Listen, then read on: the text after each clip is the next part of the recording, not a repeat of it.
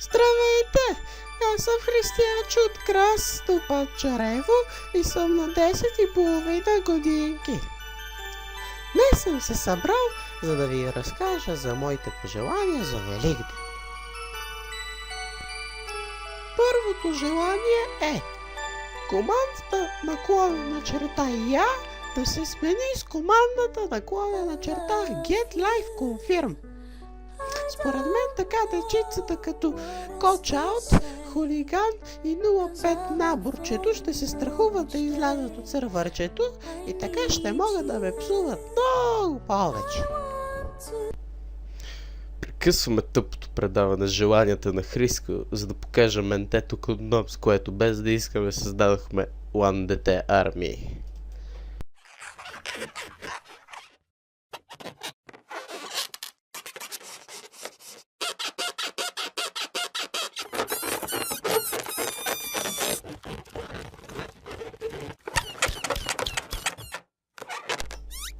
Така беше създаден Coach Out. Направете услуга на света и използвайте Durex, за да предотвратяваме такива нещастни случаи за напред. А ето ни отново след рекламите. А второто ми желание е... Отново прекъсваме желанията на Хриско, за да пуснем реклама за памперси. Deal with it. Кой по цял ден ще се радва на игри, който с памперс цяла нощ щастливо спи. Ти спиш спокойно през цялата нощ. Създали сме го по неволя, така е. Но поне нека да го отгледаме. Използвайте памперс за вашето дете. Специално препоръча за едно дете армия.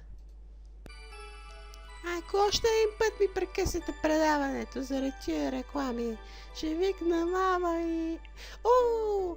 Ето ни отново след рекламите за Били на Лайфър и Палачовци, гледащи този клип. Второто ми пожелание за Великден е... Понеже мисля за играчите, второто ми желание за Великден е да се направи така, че хората да могат да се къпят в играта. Чуйте се какво общо има това с другите играчи. Елементарно! Един истински нон-лайфър не може да си позволи да излезе от играта, за да се изкъпне. Затова той трябва да има баня в къщата, която да може да се къпне.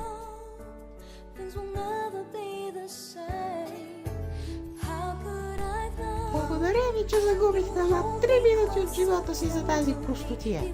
Приятен ден!